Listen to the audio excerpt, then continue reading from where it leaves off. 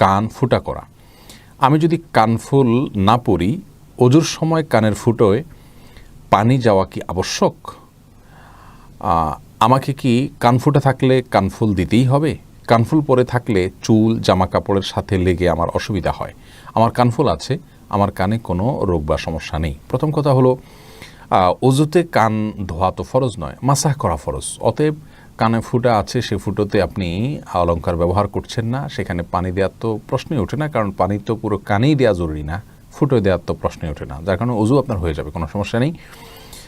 এর সাথে অজুর কোনো সম্পর্ক না। তবে হ্যাঁ, গোসল যখন করবেন, ফরজ গোসলের ক্ষেত্রে একটু জটিলতা দেখা দিবে, কারণ ফরজ গোসলে কান এবং নাকের অলংকারের যে ফুটোগুলো থাকে মেয়েদের, সেই ফুটোয় যদি অলংকার ব্যবহার করা থাকে তাহলে সেক্ষেত্রে নাড়াচাড়া করার মতো থাকলে নাড়াচাড়ার মাধ্যমে সেখানে পানি পৌঁছানো হবে।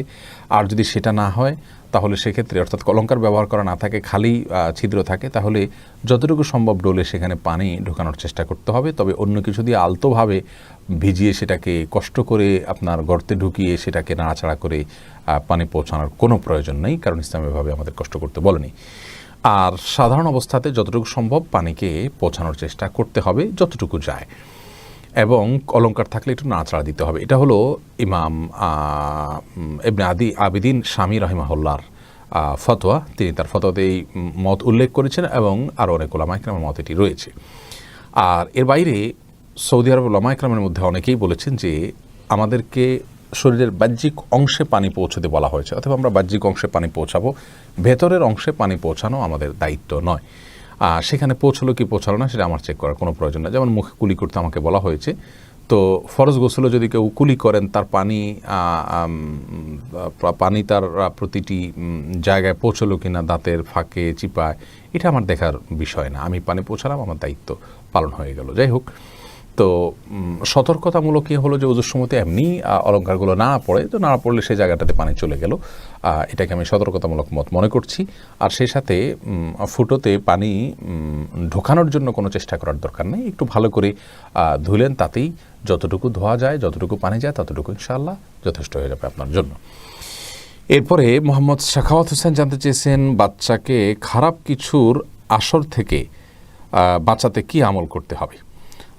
আসর বলতে আপনি যদি জিনের আসর ইত্যাদি বুঝিয়ে থাকেন, তাহলে সেক্ষেত্রে আমরা বলবো যে এগুলো থেকে বাঁচানোর জন্য বাচ্চাকে আপনি 3 কুলের আমলটা তার জন্য করবেন। বিশেষ করে সূরা ফালাক নাস, এটা পড়ে পড়ে বাচ্চার মধ্যে ফু দিবেন, আর সূরা ইয়াসিন পড়ে ফু দিবেন, এবং সূরা ইয়াসিন জোর করে ভলিউমে চালু করে রাখবেন। ইনশাআল্লাহ তৎক্ষণাৎ যে জিনের আসর থাকে সেটা থেকে আপনি বাঁচানো সহজ হবে আপনার জন্য ইনশাআল্লাহ বিইذনিল্লাহ। আর খারাপ আসর বলতে যদি আপনি বাজে ছেলেদের আড্ডা ইত্যাদি থেকে বাঁচানোর কথা বলেন, তাহলে সেক্ষেত্রে আপনাকে পরিবেশ সরিয়ে ফেলতে হবে, ভালো পরিবেশ তাকে দিতে হবে, সেই সাথে দোয়াও চালাবেন ইনশাআল্লাহ। ও রোদেলা নাদিয়া জানতে চেয়েছেন, মহিলাদের বাচ্চা হওয়ার পর বাচ্চা যখন বুকের দুধ খায়, সে দুধ যদি ভুল করে মায়ের মুখে চলে যায়, তাহলে নাকি বাচ্চা মারা যায়। এটা কি সঠিক? সব মহিলারা এ ব্যাপারে খুব সচেতন। এটার সাথে কি আদৌ কোনো বাচ্চা মারা যাওয়ার কারণ থাকতে পারে? উত্তর হলো না। এটা সম্পূর্ণ কুসংস্কার। বাচ্চার মায়ের বুকের দুধ যদি ভুলে মায়ের মুখে চলে যায়, বাচ্চা মারা যাবে তো দূরের কথা, এতে কোনো সমস্যাই হবে না। এটা সম্পূর্ণ মনগড়া এবং ভিত্তিহীন বানোয়াট কথা। এমডি মহিন খান, আপনি জানতে চেয়েছেন, আমার বাবা আমার মায়ের সাথে খারাপ আচরণ ব্যবহার করলে আমি সবসময় ওনাকে ডাক দিই, কিন্তু উনি শুনেন না। আমার কি করণীয় আছে বা আমি কি করতে পারবি? আপনার মায়ের সপক্ষে আপনার বাবাকে আপনি মায়ের পক্ষ নিতে গিয়ে বাবার প্রতি আপনি জুলুম করতে পারবেন না। মা বাবা উভয়ই আপনার জন্য সম্মানীয়। তারা একে অন্যের প্রতি যদি অত্যাচার অবিচার করেন, আপনি অবশ্যই তাকে বোঝানোর চেষ্টা করবেন সর্বোচ্চভাবে।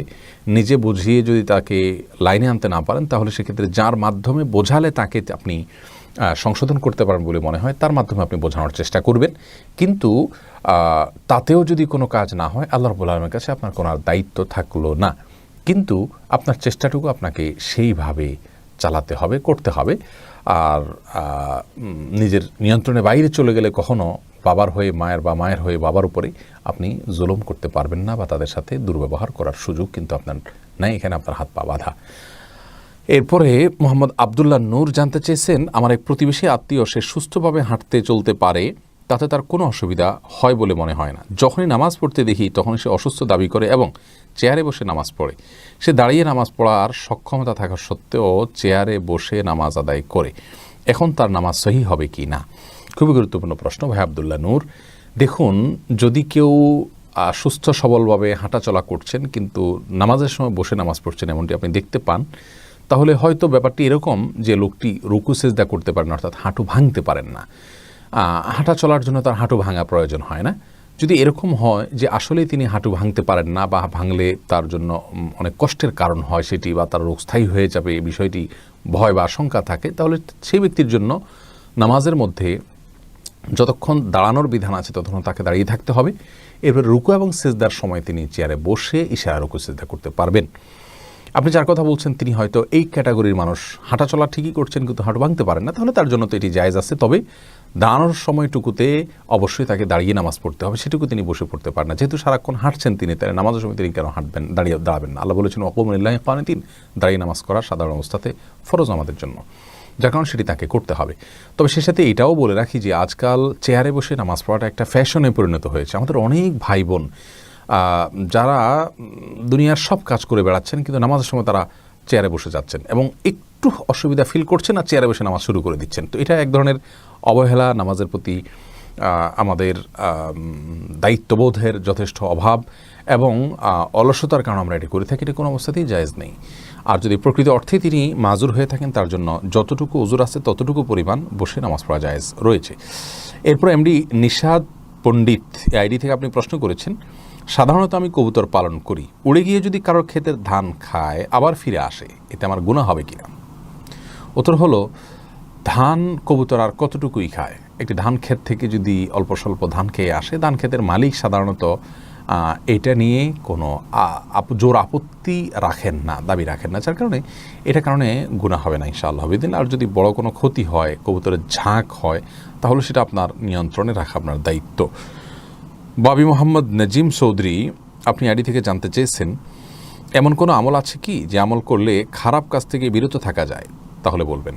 খারাপ থেকে বিরত থাকার জন্য আল্লাহ রাব্বুল আলামিনের কাছে দোয়া করবেন এবং এই মর্মে যতগুলো দোয়া আছে রাসূল করিম সাল্লাল্লাহু আলাইহি ওয়াসাল্লাম সেখানে অনেকগুলো দোয়া আছে যে দোয়াগুলো আমাদেরকে আল্লাহর পথে চলতে সাহায্য করে, আল্লাহর কাছে আল্লাহর পথে যেন চলতে পারে সেই মর্মে প্রার্থনা করা হয়েছে যে দোয়াগুলোর ভিতরে। যেমন একটি দোয়া আছে, আল্লাহুম্মা আইন্নি আলা যিকরিকা ওয়া শুকরিকা ওয়া হুসনি ইবাদাতিক, আল্লাহ আমাকে সাহায্য করুন যেন আপনার জিকির করতে পারি, আপনার শুকর আদায় করতে পারি, আপনার ইবাদত যেন ভালোভাবে করতে পারি, সেই তৌফিক আমাকে দান করুন।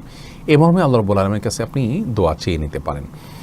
আর এর পাশাপাশি খারাপ পরিবেশ থেকে আপনাকে সরে আসতে হবে, কারণ মানুষ মন্দ কাজে লিপ্ত হয়ে যায় বেশিরভাগ ক্ষেত্রেই মন্দ পরিবেশের কারণে, মন্দ সঙ্গীর কারণে।